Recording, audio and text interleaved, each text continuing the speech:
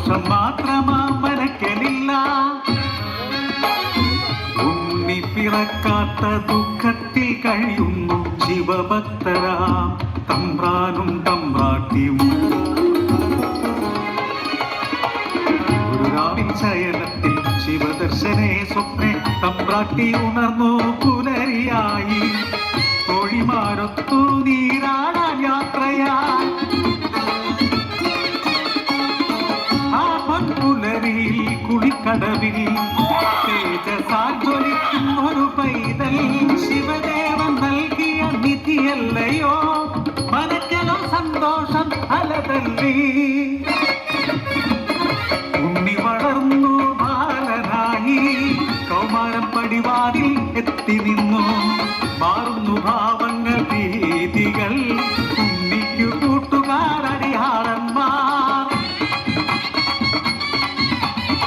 കടവിനക്കരെ പറച്ചിയൂരിൽ അടിയാളത്തിലെ കൂട്ടുകൂടി. തോട്ടിൽ ചൂണ്ടയിട്ടു കാട്ടിൽ നായാടി കള്ളുമോന്തി മാംസം കഴിച്ചിടുന്നു.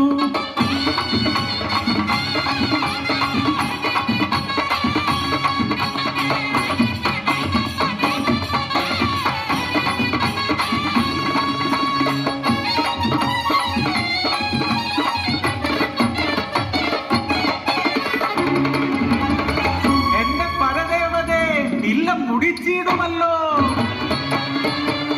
കോപിഷ്ടയാകുന്നു തമ്പ്രാട്ടി. ഉണ്ണിയെ മച്ചിൽ ബന്ധിക്കുന്നു. ജലപാനം നൽകില്ല പൊന്നുണ്ണി. ഗുരുത്തക്കേടുകൾ ഏറെയായി. അല്പം കഴിഞ്ഞപ്പോൾ അമ്മ തൻ മാനസം സ്നേഹമായി പിന്നെ വാത്സല്യമായി. മനക്കല മച്ചിന്നെ എത്തിയ അമ്മ അറപ്പുരവാതിൽ തുറന്നു നോക്കി.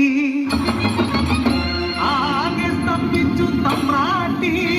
ഉണ്ണി വളർന്ന് മച്ചും തകർത്ത് ഉഗ്രരൂപമാളവിടുന്നു. തലയും മുഖവും കാണാനില്ല. പരിഭ്രമിച്ചോടി തമ്പ്രാട്ടി പടിപ്പുരവാതിൽക്കലെത്തി നിന്നു.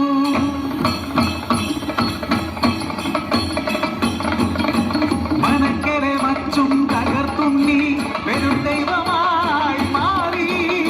മലക്കു മുകളില തലയിൽ ജ്വലിക്കുകോളം.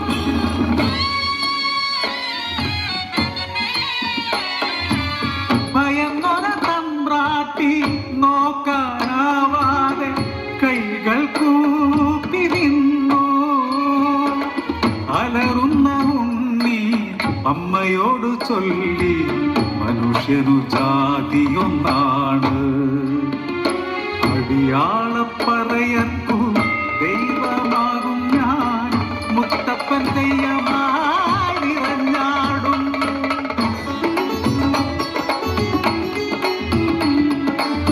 ദൈവമായാലും അമ്മയ്ക്കു നീ ഉണ്ണി. ഈ അഗ്നിഗോളത്താൽ ഉണ്ണി നിൻ മുഖം ഒന്നു കാണാനില്ല. കണ്ണുകൾ മൂടി മുത്തപ്പനായി നീ ദർശനം നൽകൂ പറശ്ശിനിക്കടവിൽ.